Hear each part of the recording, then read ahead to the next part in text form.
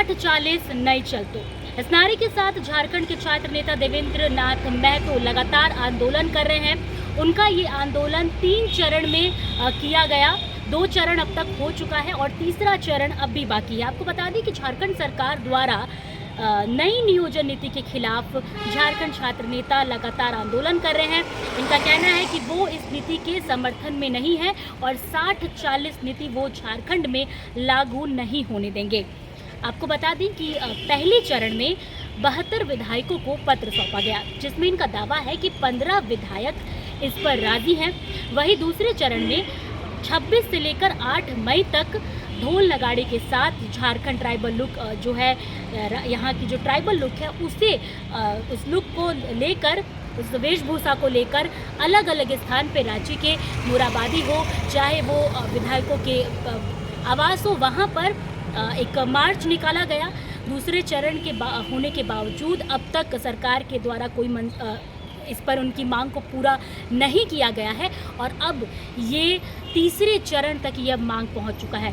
जैसा कि पिछली बार छात्र नेता देवेंद्र नाथ महतो ने बताया था कि तीसरे चरण में वो झारखंड बंद कराने को लेकर अब सड़क पर उतरेंगे। इस 2 दिन झारखंड बंद कराने को लेकर उन्होंने बात कही थी। साथ ही साथ कल से जो है, कल और 10 और 11 तारीख को मसाल जुलूस वो निकालने वाले। अब देखना ये होगा कि कल 10 और 11 को लेकर क्या और रणनीति है।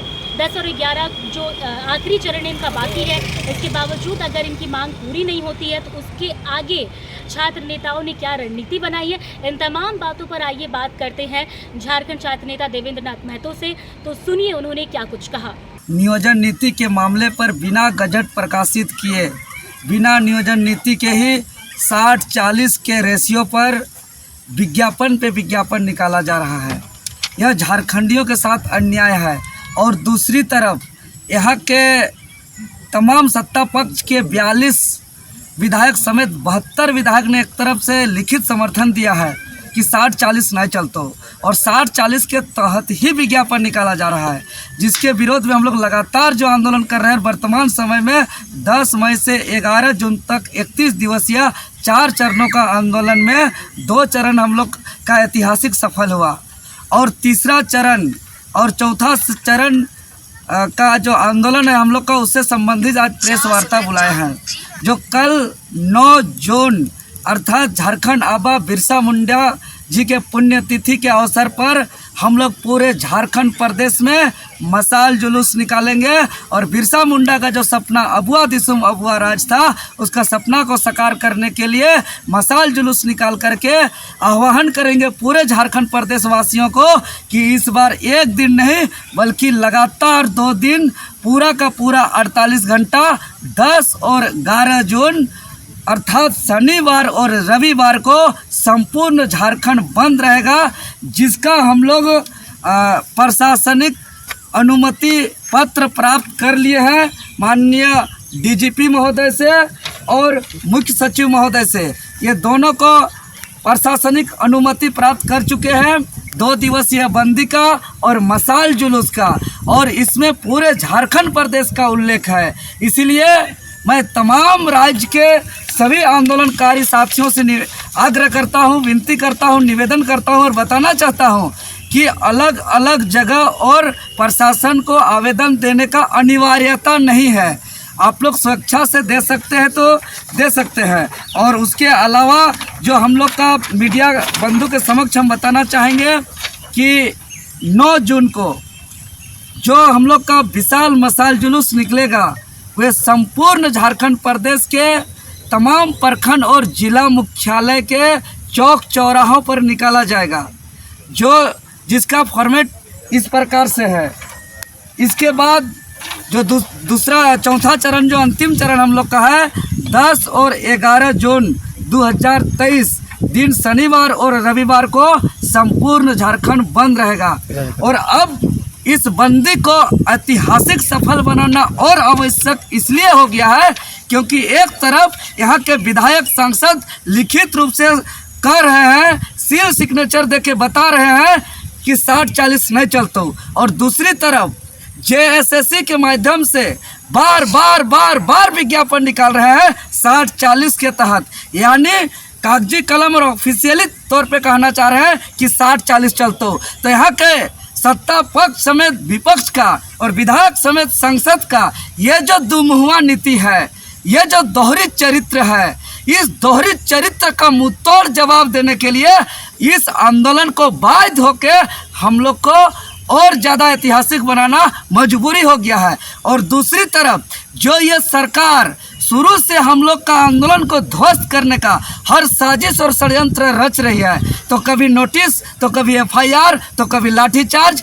तो कभी माथा फोड़ रहे हैं, तो कभी खून बहा रहे हैं। और इस बार सरकार सबसे बड़ा हथियार चलाया है सीजीएल का विज्ञापन निकाल के, वो भी झारखंड शब्द को गायब करके।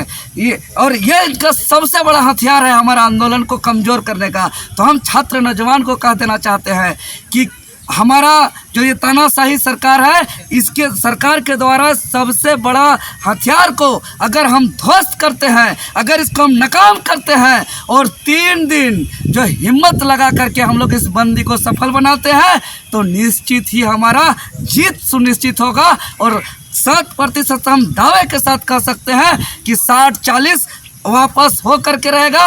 और यहाँ झारखंडियों के लिए नौकरी का प्रावधान इसको सुनिश्चित करना ही पड़ेगा, क्योंकि अब देख रहे हैं कि एक शिक्षक अगर बहाली होता है, बाहर से आते हैं, तो एक विद्यालय हमारा बाहरी का मुट्ठी पे जाएगा, कुछ सिपाही बाहर से आते हैं तो कुछ थाना बाहरी का हाथों पे जाएगा। लेकिन सचिवालय में अगर सीजीएल बाहरी आ जाएंगे और डबल सीट निकाल रहे हैं, अर्थात सचिवालय अगर बाहरी का गुलाम हो जाएगा तो ये झारखंड बाहरी का गुलाम हो जाएगा। इसीलिए बाकी अन्य जो हमारा बंदी था वो एक ट्रेलर था, और इस बार का जो 10 और 11 जून जो पूरा का पूरा 48 घंटा 2 दिवसीय बंदी है, इसमें असली फिल्म देखने को मिलेगा।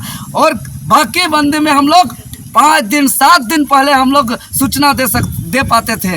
इस बार का बंदी में हम लोग पिछले 1 महीने से लगातार हम लोग इसका सूचना दे पा रहे हैं। कभी सकवा पत्ता घुमा के, तो कहीं मादर बजा करके, कहीं ढाक बजा करके, तो कहीं विधायक संसद का समर्थन अभियान के दौरान हर तरीके से हम लोग सूचना दिए हैं। इसलिए आज मैं तमाम झारखंड के दुकानदार संघ हो, बाजार समिति हो, चाहे ट्रक एसोसिएशन हो, बस एसोसिएशन हो, ऑटो चालक एसोसिएशन हो, सभी से हम नम्र निवेदन करते हैं कि झारखंडी हित के लिए स्वेच्छा से अपना बंद करके आंदोलन को सफल करने में हमें सहयोग करें। और अगर चूँकि इस बार अगर कोई खोलता है तो वह चुनौती देने जैसा होगा। इस बार अगर कोई गाड़ी चलाते हैं, बाजार खोलते हैं, दुकान खोलते हैं, चूँकि हर किसी को पता चल गया है 10-11 तारीख को बंदी है, और इस बंदी को झारखंड के विभिन्न आदिवासी, मूलवासी, सामाजिक संगठन, छात्र संगठन का सहयोग प्राप्त है। उसके बावजूद भी कोई अगर खोलने का दुस्साहस करेंगे तो पहले तो हम लोग नम्र निवेदन करेंगे, अन्यथा झारखंडी अपना स्टाइल से फिर निपटने का भी काम करेंगे इस बार। जैसा कि आपने सुना कि छात्र नेता देवेंद्र नाथ महतो ने बताया कि तीसरे चरण के बाद भी अगर सरकार उनकी मांग को पूरी नहीं करती है तो वो इसे राष्ट्रपति तक लेके जाएंगे। साथ ही साथ उनका कहना है कि वो बाहर से भी छात्रों को बुलाएंगे। हालांकि उन्होंने ये भी कहा कि ज़रूर सरकार इसे रोकने की कोशिश करेगी, पर वो इसे आगे बढ़ाएंगे और आने वाले जो भी परीक्षाएं होंगी झारखंड में वो छात्र नेता होने नहीं देंगे। और साथ ही साथ उनका ये भी कहना था कि अगर सरकार इसके बावजूद नहीं मांगती है तो झारखंड की ये सरकार को वो नष्ट करने पर आ जाएंगे और ये सरकार अब नहीं चलेगी। तो ऐसे तमाम बातों के बीच अब देखना ये होगा कि क्या तीसरे चरण के बाद भी इनकी मांग पूरी होती है कि नहीं, इनकी रणनीति कहाँ तक जाती है और सरकार इस पर क्या कुछ एक्शन लेती है और सरकार का क्या रिएक्शन रहता है। और देखने वाली बात ये रहेगी कि सरकार इस पर क्या कुछ कहती है और आगे ये मांग पूरी होती भी है या नहीं। सहयोगी आदित्य के साथ पूर्णिमा, रांची।